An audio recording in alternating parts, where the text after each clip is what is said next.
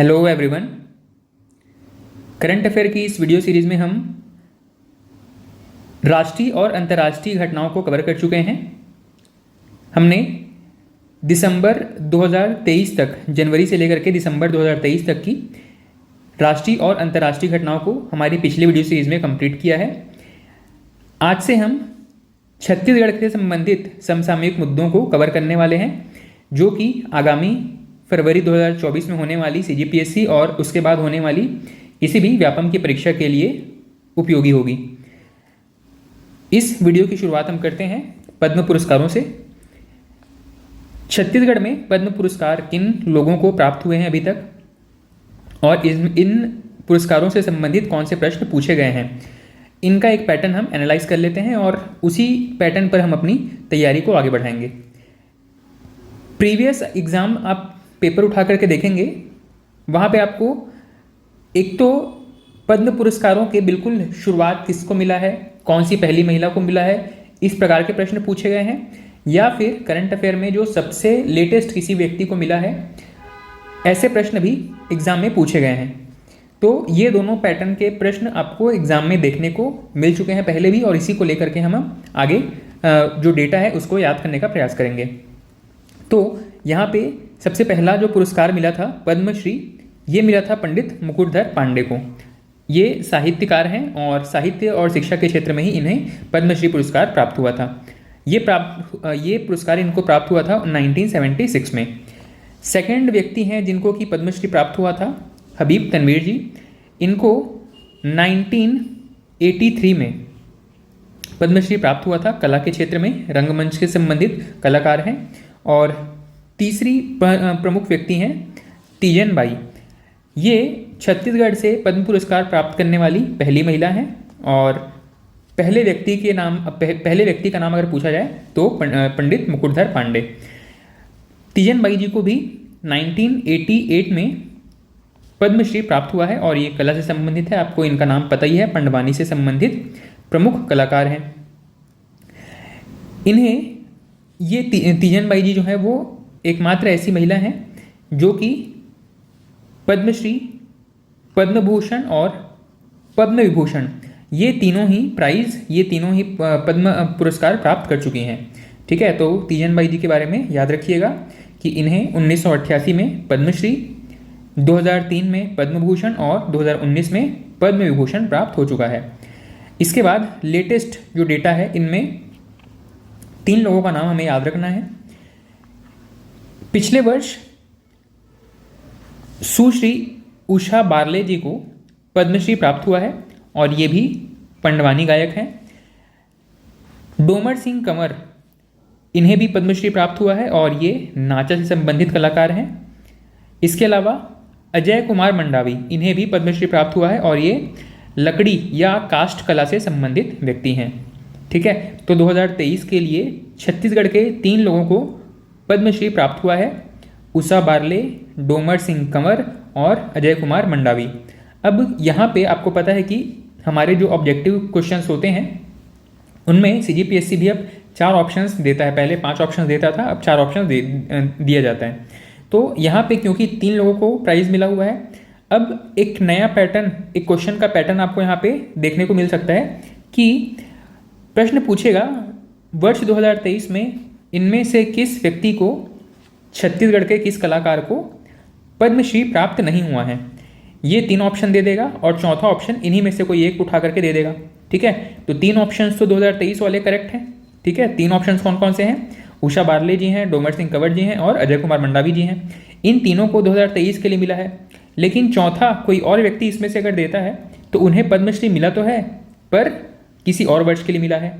तो प्रश्न को ठीक से पढ़ करके और उसके बाद में रिस्पॉन्स करेंगे।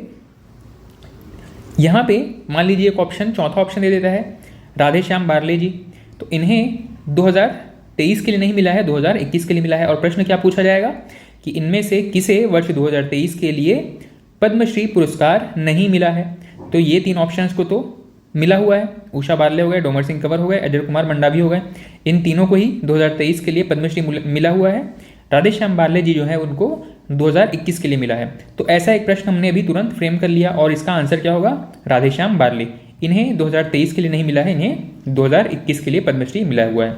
ठीक है, अब आपका एक काम है, मैं जब ये PDF आपको शेयर करूंगा तो आपको इन सभी नामों को एक बार पढ़ लेना है, सरसरी निगाह से सिर्फ सभी नामों को एक बार पढ़ लेना है, किसे कौन सा प्राइज मिला है और किस क्षेत्र से संबंधित व्यक्ति हैं, इनका एक बेसिक आइडिया आपको रखना है।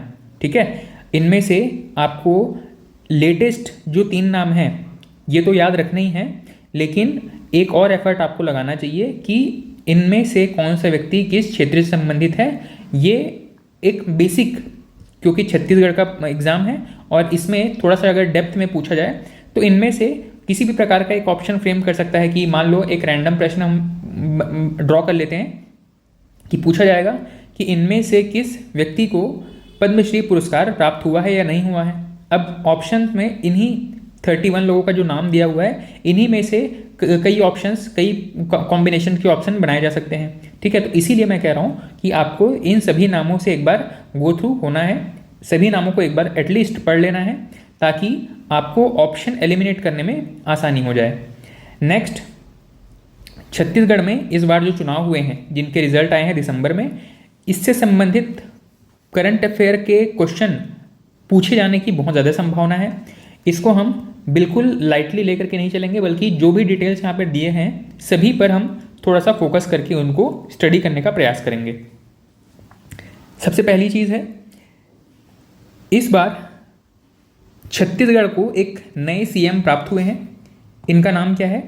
विष्णुदेव साय। श्री विष्णुदेव साय छत्तीसगढ़ के 4थे मुख्यमंत्री बने हैं। विष्णुदेव साय जी 4थे मुख्यमंत्री बने हैं। ये बेसिक जो डिटेल हैं ये बहुत काम की हैं परीक्षा के दृष्टिकोण से। ठीक है, ऐसे ही प्रश्न पूछे जाएंगे। ऑप्शन दे देगा कि विष्णुदेव साय जी इस वर्ष चुनाव जीत करके मुख्यमंत्री बने हैं, ये किस क्रम के मुख्यमंत्री हैं, तीसरा, चौथा, पांचवा, या ऐसा कुछ भी रैंडम ऑप्शन आपको मिल जाएगा। ठीक है, तो इस वर्ष जो हमारे मुख्यमंत्री हैं ये एक सीक्वेंस में हम देखें तो 4थे नंबर के मुख्यमंत्री हैं। नेक्स्ट, इनका जन्म 1964 में फरवरी में हुआ है और इनका जन्म स्थान कौन सा है? बगिया, जशपुर। इसके अलावा इनके जो बेसिक डिटेल्स हैं इन्हें आप एक बार कवर कर सकते हैं हमारे लिए, क्योंकि ये राजनीति से संबंधित व्यक्ति हैं तो इनके राजनीतिक कैरियर के बारे में प्रश्न पूछे जा सकते हैं। जैसे कि प्रश्न पूछा जा सकता है कि वर्तमान मुख्यमंत्री जी सबसे पहली बार विधानसभा सदस्य कब बने थे? ठीक है, तो 1990 से 98 ये इनका पहला कार्यकाल था। इसके बाद में लोकसभा सदस्य कब बने? तो पहली बार 1999 में लोकसभा सदस्य बने और भाजपा के प्रदेश अध्यक्ष के रूप में 2020 से लेकर के 2022 तक ये इनका तीसरा कार्यकाल था भाजपा के प्रदेश अध्यक्ष के रूप में। और जो सबसे महत्वपूर्ण चीज़ है कि छत्तीसगढ़ के मुख्यमंत्री के रूप में कब अपना कार्यभार ग्रहण किए हैं? तो दिसंबर 2023 से। ठीक है, इनकी पारिवारिक पृष्ठभूमि के बारे में आप चाहें तो एक बार स्टडी कर सकते हैं। जो चीज़ें मुझे प्रीवियस परीक्षाओं को एनालाइज करके महत्वपूर्ण लग रही हैं सिर्फ मैं उन्हीं की चर्चा करने वाला हूँ। पुराने परीक्षाओं में विधानसभा सीट के बारे में भी प्रश्न पूछा गया है। तो इनकी विधानसभा सीट कौन सी है? इनका विधानसभा सीट था क्षेत्र क्रमांक 13, कुनकुरी, जिला जशपुर। और किस वर्ग से या किस आरक्षित सीट से इन्होंने चुनाव लड़ा था? इनका आरक्षित सीट था अनुसूचित जनजाति। ध्यान रखिएगा, अनुसूचित जाति हैं कि जनजाति हैं, ये बेसिक सा कन्फ्यूजन वाला पॉइंट हो सकता है। तो अनुसूचित जनजाति से इन्होंने चुनाव लड़ा है, चुनाव जीते हैं। इनका विधानसभा इनका जो सीट था वो क्षेत्र क्रमांक 13, कुनकुरी, जशपुर से इन्होंने चुनाव लड़ा था। ठीक है, और आजकल PSC के जो प्रश्न होते हैं थोड़े से इन डेप्थ और थोड़े से डिटेल वाले होते हैं, जहाँ पे वोटों की संख्या तक के बारे में प्रश्न पूछा हुआ है। तो हमारे जो मुख्यमंत्री जी हैं इन्होंने कुल कितने वोट प्राप्त किए? इन्होंने वोट प्राप्त किए हैं 87,604। और इन्होंने किसको हराया है? तो कांग्रेस के प्रत्याशी थे UD मिंज। इन्हें हरा करके इन्होंने कितना वोट प्राप्त किया था? 62,063 वोट प्राप्त किए थे। और दोनों के बीच वोटों का अंतर कितना रहा, ऐसे प्रश्न भी पूछे गए हैं। इतनी डिटेल से आपको ये चीज़ याद रखना है, क्योंकि जो प्रीवियस पेपर्स आप देखेंगे तो ट्रेंड रहा है ऐसे प्रश्न पूछे जाने का। तो क्योंकि एकदम लेटेस्ट डेटा है, प्रश्न पूछे जाने की संभावना बहुत ज़्यादा है। नहीं पूछता है तो उसमें आपका जो मेहनत है वो वेस्ट गया है, ऐसा नहीं है। आपको परीक्षा के पैटर्न के हिसाब से खुद को तैयार रखना ही होगा। आप नहीं रखेंगे तो कोई और इसकी तैयारी कर ही रहा होगा, ठीक है। तो बेसिक सी चीज़ है। विष्णुदेव साय जी, इनको कुल वोट मिले हैं 87,604। यूडी मिंज जो प्रत्याशी कांग्रेस से थे, इनको प्राप्त हुआ है 62,063 और वोटों का अंतर रहा है 25,541। इसके अलावा अगर हम देखें तो 23 साल में, पिछले 23 साल जब से छत्तीसगढ़ का निर्माण हुआ है, जो भी व्यक्ति मुख्यमंत्री बनकर के आए हैं, इन्होंने कब और कहाँ कहाँ शपथ लिया है, इनका एक टेबल जो है वो नीचे दिया गया है, हम इसको वहाँ पे कवर करेंगे।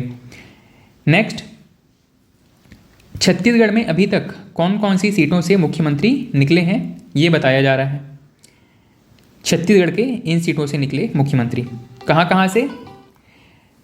खड़सिया से श्री अर्जुन सिंह, राजिम से पंडित श्यामचरण शुक्ल, दुर्ग से मोतीलाल वोरा। अच्छा, ये जो मुख्यमंत्री हैं ये छत्तीसगढ़ गठन के पहले की भी बात हो रही है, वो सब कुछ शामिल है, ठीक है। जैसे कि जब मध्य प्रदेश था तो ओवरऑल कहाँ कहाँ पे कोई व्यक्ति चुनाव जीते हैं, मुख्यमंत्री बने हैं, उन सभी को यहाँ पर शामिल किया गया है।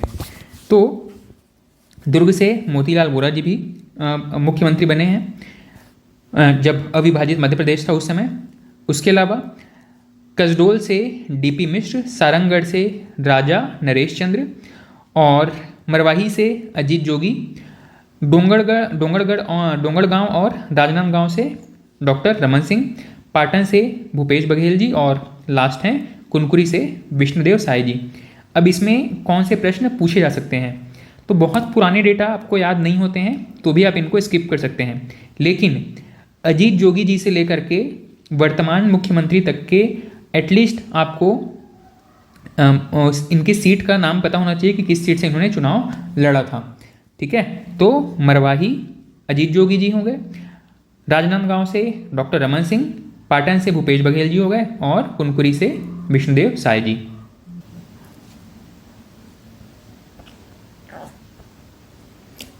इसके अलावा छत्तीसगढ़ में अभी तक जो हम बात कर रहे थे कि कौन कौन से मुख्यमंत्री, इनका कार्यकाल कब तक था और किस पार्टी से संबंधित थे, इन सभी के बारे में एक टेबल यहाँ पर दिया गया है। ये बहुत महत्वपूर्ण है और इसमें जो भी डिटेल दिए गए हैं ये एटलीस्ट आपको एक बार पढ़ लेने हैं।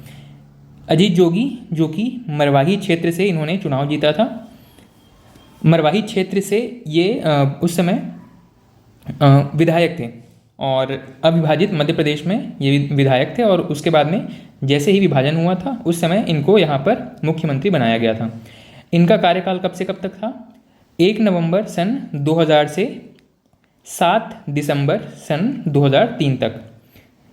क्योंकि यहाँ पर इलेक्शन उस समय नहीं हुए थे, इसी वजह से इनका कार्यकाल जो है आप देखेंगे 5 वर्ष पूरा नहीं हुआ, ठीक है, 3 वर्ष 34 दिन था। ये भारतीय राष्ट्रीय कांग्रेस से संबंधित थे। Next, doctor Raman Singh. रमन सिंह जी डोंगरगांव और राजनांदगांव के प्रत्याशी हैं और 12 दिसंबर 2008 से लेकर के इनका कार्यकाल जो है आपका लास्ट 17 दिसंबर 2018 तक, ये पूरा कार्यकाल इन्होंने कंप्लीट किया। और इसके बाद में 7 दिसंबर 2003 से लेकर के 2018 तक, 7 दिसंबर 2003 से लेकर के 17 दिसंबर 2018 तक इनका कार्यकाल रहा और इन्होंने अपना 3 कार्यकाल पूरा किया है। ये बीजेपी के प्रत्याशी रहे हैं और अपने क्षेत्र से हमेशा विधानसभा के चुनाव जीत रहे हैं, विधायक रहे ही हैं। नेक्स्ट व्यक्ति हैं भूपेश बघेल जी। भूपेश बघेल पाटन से हैं और 2018 से 2023 तक इन्होंने चुनाव लड़ा है, आपके मुख्यमंत्री रहे हैं। 4 वर्ष 358 दिन ये इनका कार्यकाल था और कांग्रेस के प्रत्याशी रहे थे। नेक्स्ट जो सबसे महत्वपूर्ण है अभी के समय में, ये हैं विष्णुदेव साय जी और इन्होंने ये जो है कुनकुरी क्षेत्र से चुनाव जीते हैं। साथ ही इनका कार्यकाल 13 दिसंबर 2023 से स्टार्ट हुआ है। ये डेट स्पेसिफिकली याद रखना है, 13 दिसंबर 2023। विष्णुदेव साय कुनकुरी से जीते हैं। 13 दिसंबर 2023 से इन्होंने मुख्यमंत्री का पद ग्रहण किया है, ठीक है, और बीजेपी के प्रत्याशी रहे हैं, भारतीय जनता पार्टी के प्रत्याशी रहे हैं। नेक्स्ट, विधानसभा चुनाव के बारे में, जैसे कि मैंने कहा कि इस बार का चुनाव, क्योंकि 2 महीने पहले ही चुनाव के प्रोसेस कंप्लीट हुए हैं, इलेक्शन रिजल्ट आए हैं, तो यहाँ से प्रश्न बहुत सारे पूछे जाने की संभावना है और इसमें जो माइन्यूट डिटेल्स हैं इनको भी हमें मिस नहीं करना है, ठीक है। तो छत्तीसगढ़ विधानसभा चुनाव 2023, इससे संबंधित कौन कौन से ऐसे तथ्य हैं जो पूछे जा सकते हैं। सबसे पहली चीज़, हमारे यहाँ 2 फेज़ में चुनाव कंप्लीट हुए हैं, आप सभी को पता है। पहला चुनाव था 7 नवंबर को और दूसरा था 17 नवंबर को। 7 और 17 नवंबर को 2 फेज़ में चुनाव कंप्लीट हुए हैं, जिसमें 7 नवंबर को 20 सीटों पर चुनाव हुए हैं, जबकि 17 नवंबर को 70 सीट पर चुनाव कंप्लीट हुए हैं। इस प्रकार दोनों फेजेस को मिला करके छत्तीसगढ़ में जो कुल 90 विधानसभा सीट हैं, इनके चुनाव कंप्लीट हुए हैं और 3 दिसंबर 2023 को रिजल्ट जारी किए गए हैं।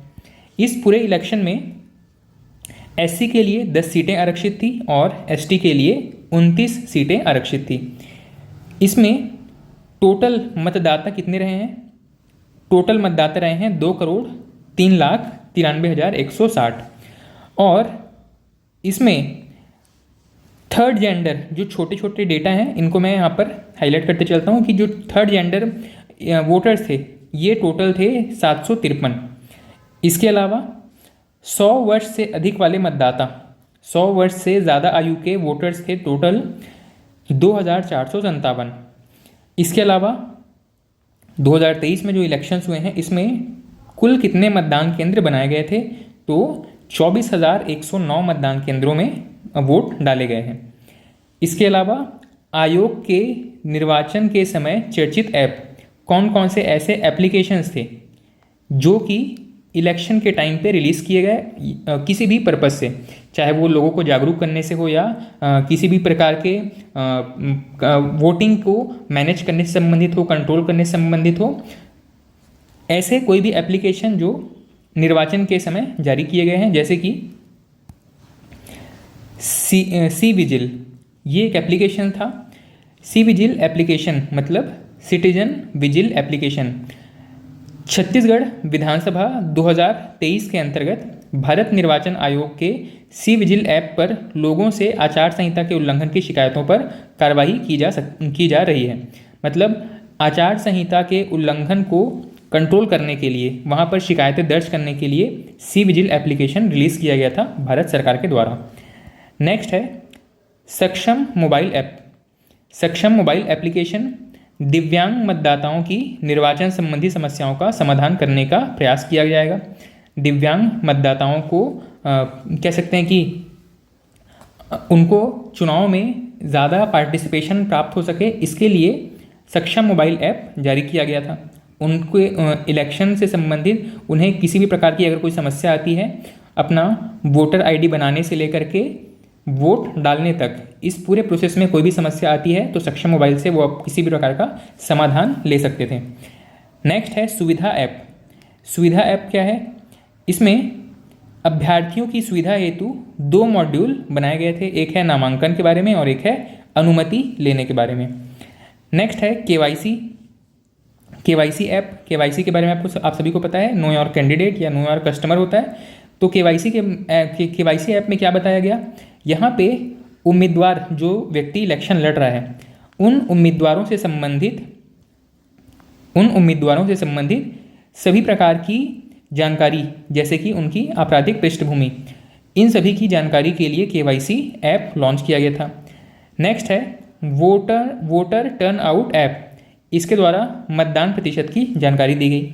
और लास्ट है ESMS ऐप। इसका फुल फॉर्म है इलेक्शन सीजर मैनेजमेंट सिस्टम।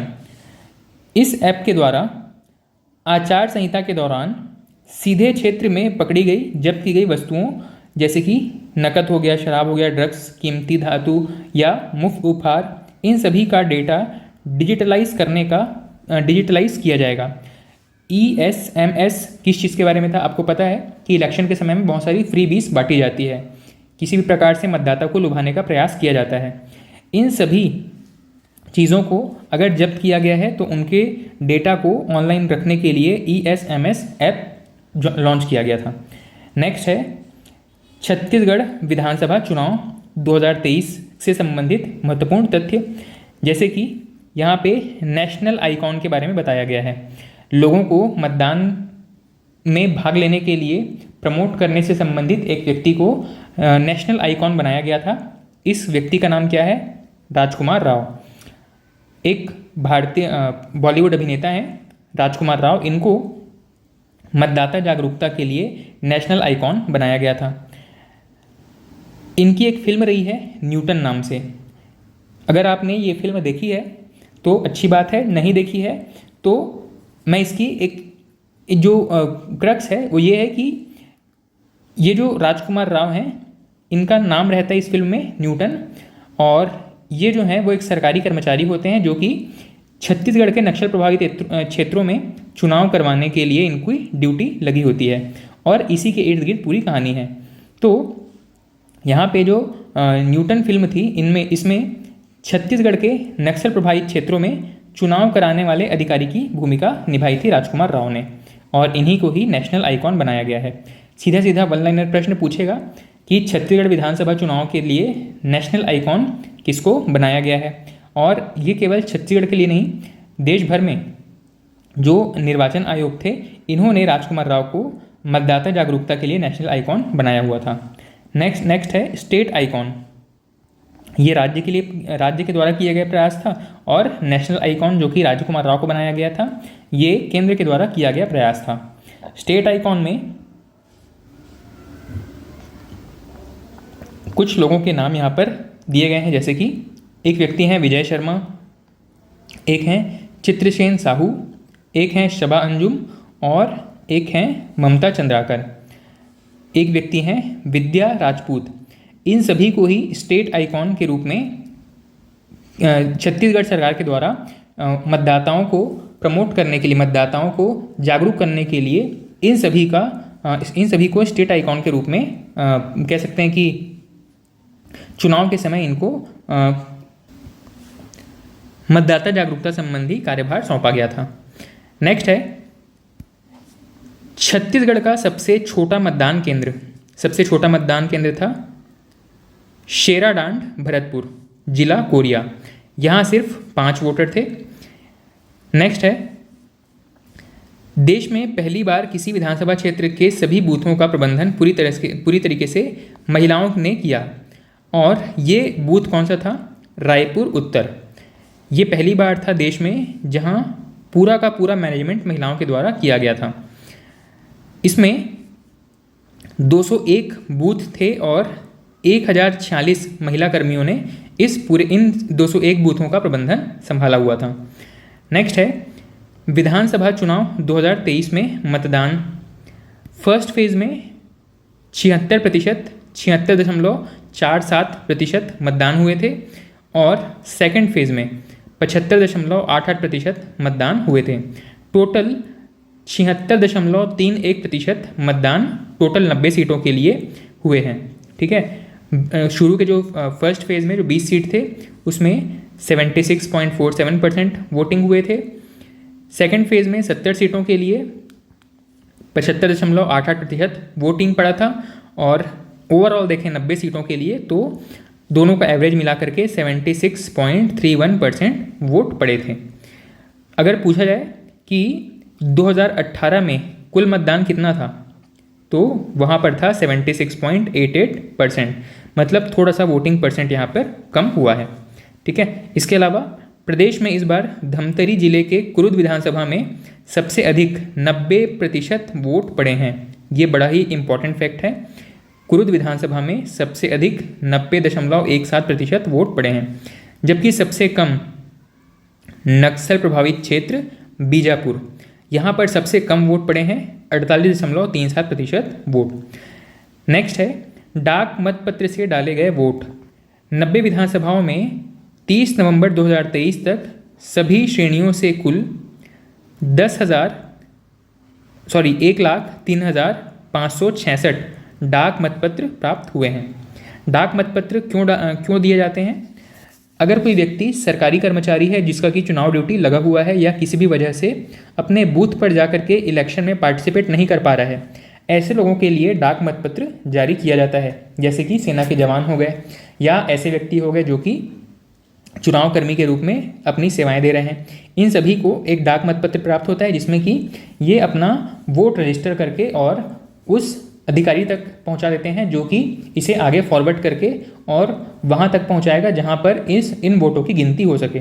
और इस प्रकार देखें तो टोटल 1,03,566 डाक मतपत्र प्राप्त हुए हैं हमारे 2023 के इलेक्शन के लिए। ठीक है, नेक्स्ट, इस बार चुनाव के परिणाम किस प्रकार के रहे हैं, इसकी चर्चा हम पहले के अपने इंडियन करंट अफेयर में भी थोड़ी सी चर्चा कर चुके हैं। यहाँ पे थोड़ी सी डिटेल चर्चा है। जैसे कि भाजपा ने 2023 के इलेक्शन में 54 सीट प्राप्त किए हैं। ये टोटल 46.2% वोट प्राप्त किए हैं और पुराने वोटों की तुलना में 13.22% अधिक वोट प्राप्त करके विजयी हुए हैं। कांग्रेस ने इस बार 35 सीट प्राप्त किए हैं और 42.2% वोट इन्हें ओवरऑल मिला है। पिछले बार के वोटों की तुलना में यह 36% कम वोट प्राप्त किए हैं। और एक है गोंडवाना गणतंत्र पार्टी, इन्हें केवल एक सीट पे जीत प्राप्त हुई है। ओवरऑल अगर हम देखें तो जो अन्य पार्टियां हैं उन्हें 7.1% वोट प्राप्त हुए हैं और सभी को मिला करके पिछले इलेक्शन की तुलना में यह 11.29% कम था। इसमें जो सबसे महत्वपूर्ण है, बीजेपी और कांग्रेस का आपको वोटिंग परसेंट और पहले की तुलना में कम या ज़्यादा वोट्स प्राप्त कितने वोट हैं ये पता होने चाहिए। साथ ही ये भी पता होना चाहिए कि पिछले इलेक्शन में जो 2018 के इलेक्शन थे इसमें कितनी सीटें प्राप्त हुई थी। भाजपा ने उस समय 15 सीटों पर जीत दर्ज की थी जबकि कांग्रेस ने 68 सीटें यहाँ पे प्राप्त किए थे। नेक्स्ट है छत्तीसगढ़ में जीत का जो सिलसिला है, इसमें कौन से व्यक्ति ने कितने ज़्यादा वोट से किसी व्यक्ति को हराया है, इसके बारे में एक डिटेल्ड टेबल यहाँ पर दिया गया है। यहाँ पे रायपुर दक्षिण, यहाँ पे प्रत्याशी थे बृजमोहन अग्रवाल जी और भाजपा से संबंधित हैं। 67,719 वोट से जीते हैं।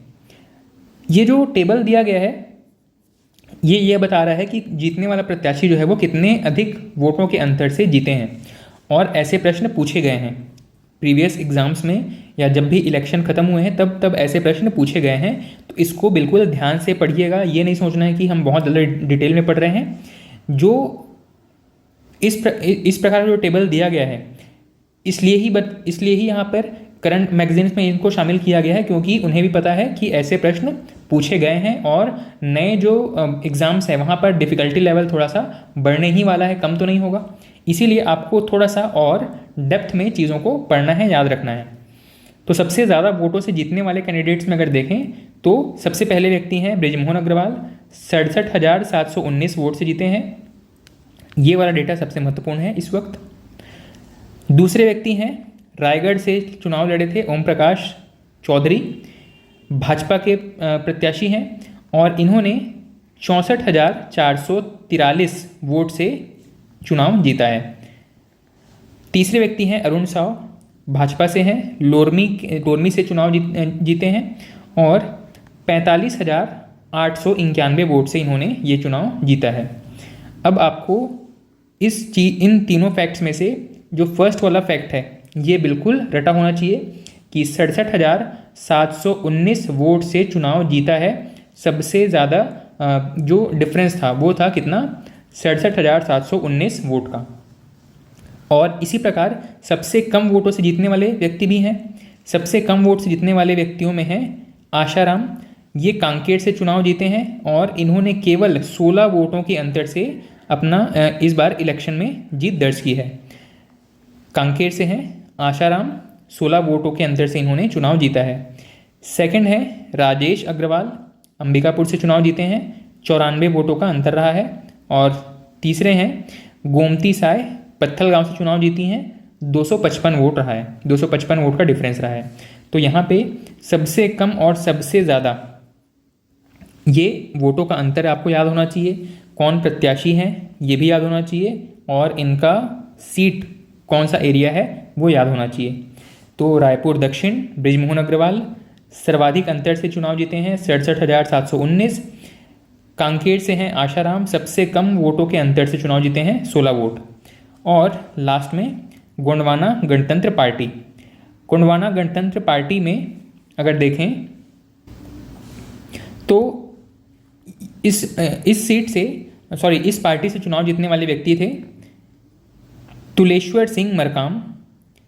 और ये जो गोंडवाना गणतंत्र पार्टी है, इन्होंने पाली क्षेत्र तानाखार विधानसभा क्षेत्र 23 से चुनाव जीता है, ठीक है। और गोंडवाना गणतंत्र पार्टी, इनका चुनाव चिन्ह क्या है, आरी चुनाव चिन्ह है गोंडवाना गणतंत्र पार्टी का। बाकी का तो आपको पता ही है, भाजपा और कांग्रेस का।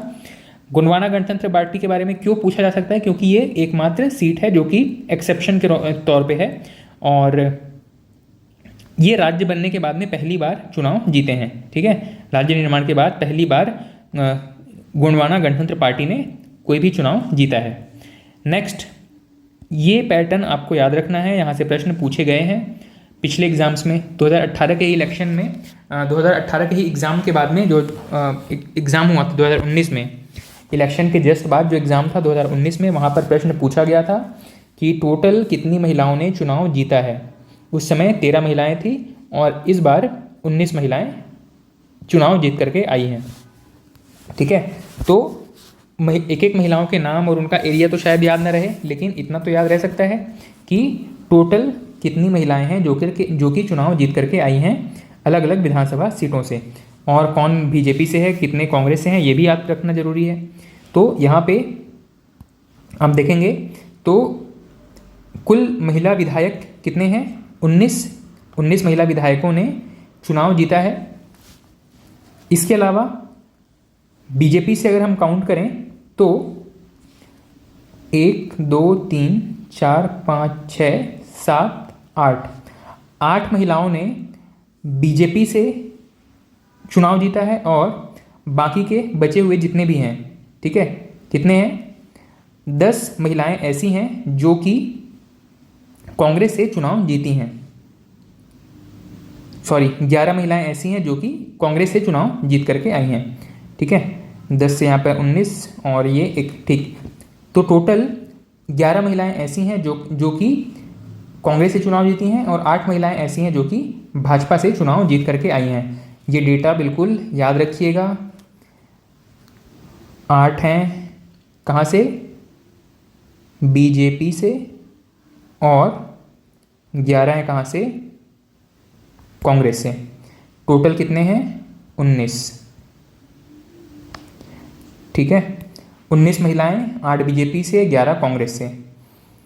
अब इसके अलावा अगर डिफ़िकल्टी लेवल आप एक स्टेप और आगे बढ़ना चाहें तो महिलाओं के नाम और उनका एरिया, ये थोड़ा सा डिफ़िकल्ट है, थोड़ा सा चैलेंजिंग है, लेकिन जब ये PDF आपको मिलेगा तो आप एक काम ये कर सकते हैं कि महिलाओं के नाम और उनका एरिया, कौन से एरिया से चुनाव जीती हैं, ये अगर याद कर लेंगे तो उसके बाद इस टेबल में से आपके लिए और कोई ऐसा क्वेश्चन बचेगा नहीं जो आप यहाँ पूछा जाए और आपसे ना बने, ठीक है। मैं फ़िलहाल इसलिए डिस्कस नहीं कर रहा हूँ क्योंकि वीडियो बहुत लंबी हो जाएगी। नेक्स्ट, छत्तीसगढ़ में 8 विधानसभा सीटों पर जीत के अंतर से ज़्यादा नोटा वोट।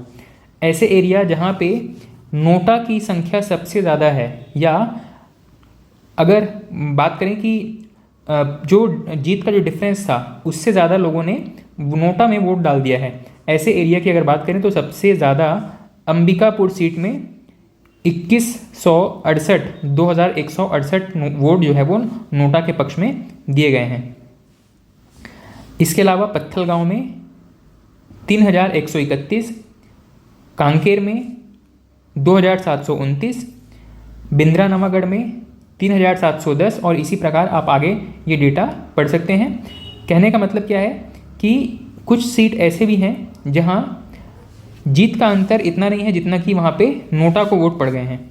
ठीक है, ये डेटा शायद उतने महत्वपूर्ण नहीं है जितने कि मैंने प्रीवियस जो डेटा मैंने डिस्कस किए महिलाओं से संबंधित और छत्तीसगढ़ में जीते हुए प्रत्याशियों के वोटिंग डिफरेंस से संबंधित, ये डेटा ज़्यादा महत्वपूर्ण है। उसके बाद में किस पार्टी को कितना वोट शेयर प्राप्त हुआ है, कितना वोट प्राप्त हुआ है किसी पार्टी को, तो बीजेपी को इस बार 46.27% वोट प्राप्त हुए हैं। कांग्रेस को 42.23% वोट प्राप्त हुए हैं। जनता कांग्रेस छत्तीसगढ़, इन्हें 1.23% वोट प्राप्त हुए हैं। लेकिन ये सभी अब उतने महत्वपूर्ण नहीं हैं जितने कि बीजेपी और कांग्रेस के वोट शेयर्स हैं।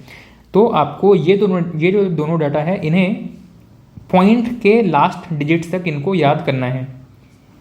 स्पेसिफिकली पूछा जा सकता है कि भाजपा को इस वर्ष कुल कितने वोट प्राप्त हुए हैं, और ऑप्शंस इसी के आसपास आपको मिल जाएंगे। जैसे कि एक ऑप्शन होगा 46.27%, दूसरा ऑप्शन दे देगा 46.97%, 46.67% या 46.07%।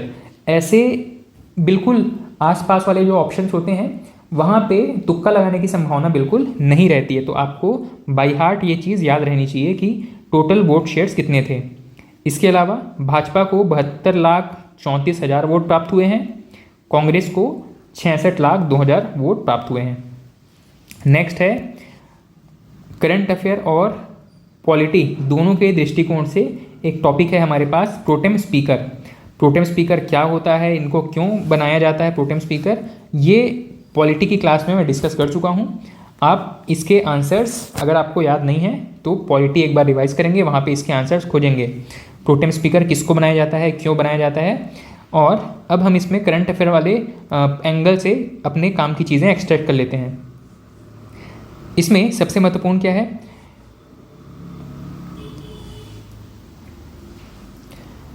प्रोटेम स्पीकर के रूप में एक व्यक्ति का दायित्व ये होता है कि जितने भी विधायक जीत करके आए हैं उनको शपथ दिलाना और साथ ही विधानसभा का जो डे 1 है उसमें एक अध्यक्ष का चुनाव कर लेना। ठीक है, तो विधानसभा अध्यक्ष का चुनाव करने के बाद में प्रोटेम स्पीकर का काम समाप्त हो जाता है। और इस बार जो 6वीं विधानसभा है इसमें प्रोटेम स्पीकर के रूप में राम विचार नेताम जी को चुना गया था। प्रोटेम स्पीकर के क्या क्या दायित्व हैं इन्हें याद रखना है। इनसे संबंधित आपको एक क्वेश्चन का पैटर्न आपने देखा होगा जहाँ पे 1 लाइनर क्वेश्चन ना होकर के खूब 3-4 स्टेटमेंट्स और उनके कॉम्बिनेशन वाले प्रश्न पूछे जाते हैं। तो वो सारे स्टेटमेंट्स अगर आप पता है कि कौन कौन से सही हैं कौन से गलत हैं तभी जा करके आप वो क्वेश्चन सॉल्व कर पाएंगे। ये एक वैसा ही टॉपिक है। यहाँ पे पूछा जा सकता है कि प्रोटेम स्पीकर के कार्यों में कौन कौन सा कार्य शामिल है या नहीं है। तो इनका कार्य क्या है, नए सदस्यों को शपथ दिलाना, अध्यक्ष का चुनाव करना, फ्लोर टेस्ट करने का काम करना। फ्लोर टेस्ट कहने का मतलब है कि बहुमत सिद्ध करने के लिए जो तरीका होता है इसको कहा जाता है फ्लोर टेस्ट। इसके अलावा स्थायी स्पीकर चुने जाने तक सदन की गतिविधियों को चलाना। मान लीजिए पहली बैठक में अध्यक्ष का चुनाव नहीं हो पाया है तो दूसरी बैठक में भी प्रोटेम स्पीकर जो है वो कार्य का संचालन करेंगे, और जब तक अध्यक्ष का चुनाव नहीं हो जाता तब तक ये सदन की गतिविधियों को कंट्रोल करेंगे, सदन को सुचारू रूप से चलाने का प्रयास करेंगे। नेक्स्ट है सदन की कार्यवाही को सुचारू रूप से चलाने का जिम्मा। ठीक है, तो ये बेसिक कार्य हैं प्रोटेम स्पीकर के बारे में। लोकसभा हो या विधानसभा हो दोनों में प्रोटेम स्पीकर का दायित्व लगभग एक जैसा है। नेक्स्ट चीज़ है प्रोटेम स्पीकर कौन होता है। थोड़ा सा पॉलिटी वाला चीज़ है पर यहाँ पे आपको याद रखना ज़रूरी है। प्रोटेम स्पीकर विधानसभा के स्पीकर के पद पर कुछ समय के लिए कार्य करता है, ठीक है, मतलब ये टेम्परेरी एक अध्यक्ष के रूप में कार्य करता है, ठीक है। एक शब्द में अगर आपको याद रखना है तो ये कह सकते हैं कि ये टेम्परेरी अध्यक्ष है। यह अस्थायी होता है, इसकी नियुक्ति राज्यपाल करते हैं, ठीक है। और आमतौर पर ये महत्वपूर्ण बिंदु है, यहाँ पर इसको याद रखिएगा। पूछा जा सकता है कि प्रोटेम स्पीकर की नियुक्ति कौन करता है, तो राज्यपाल के द्वारा नियुक्ति की जाती है। आमतौर पर यह नियुक्ति तब तक के लिए होती है जब तक कि स्थायी विधानसभा अध्यक्ष न चुन लिया जाए। मतलब स्थायी विधानसभा अध्यक्ष जैसे ही चुना जाएगा, इसका पद अपने आप समाप्त हो जाएगा। इसको न तो रेजिग्नेशन देने की ज़रूरत है, न ही इसको टर्मिनेट करने की ज़रूरत है। इसका पद उसी समय समाप्त हो जाएगा जैसे ही स्थायी अध्यक्ष ने अपना पदभार ग्रहण किया है। नेक्स्ट है, प्रोटेम स्पीकर ही नवनिर्वाचित विधायकों को शपथ दिलाता है। जितने विधायक चुन करके आए हैं उनको शपथ दिलाने का काम कौन करता है। आपको एक प्रश्न पूछा जा सकता है कि नवनिर्वाचित विधायकों को शपथ दिलाने का काम इनमें से किसका होता है।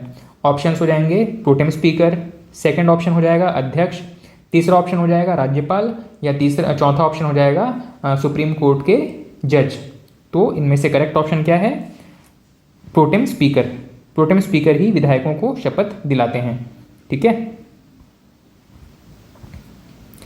चलिए नेक्स्ट हम देखते हैं विधानसभा चुनाव के परिणाम। अब ये जो डेटा है आपको पूरे 90 विधानसभा सीटों का एक टेबल दिया गया है। इस पूरे टेबल में आपको बिना अपना पेशेंस लूज़ किए वर्ड टू वर्ड चीज़ों को एक बार पढ़ लेना है, ठीक है। मैं वैसे पढ़ा सकता हूँ, 20 मिनट चला जाएगा समय, लेकिन उससे कोई फ़ायदा नहीं होने वाला।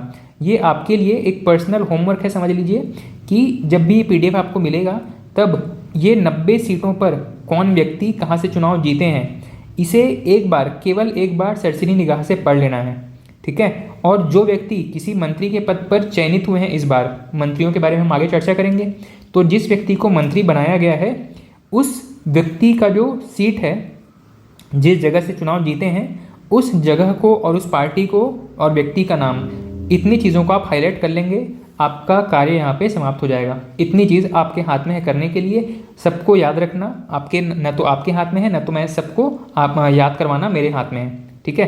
तो एक बेसिक सा टास्क मैंने आपको दिया है। टास्क क्या है, ये जो 90 सीटों पर चुने हुए प्रत्याशी हैं किस क्षेत्र से चुन करके आए हैं और किस पार्टी से चुन करके आए हैं, ये बेसिक से चीज़ आपको एक बार 2 बार सरसरी निगाह से पढ़ लेना है। दूसरा टास्क ये है कि जो व्यक्ति को मंत्री बनाया गया है, ठीक है, तो उन 13 लोगों का नाम और उनका क्षेत्र और उनका पार्टी तो सभी बीजेपी के हैं, तो उन लोगों का नाम और उनका विधानसभा क्षेत्र ये याद कर लेना है, ठीक है। तो 13 नाम मतलब 13 जो मिनिस्टर्स हैं उनका एरिया विधानसभा क्षेत्र याद रखना है। ये फर्स्ट प्रायोरिटी वाला काम होगा।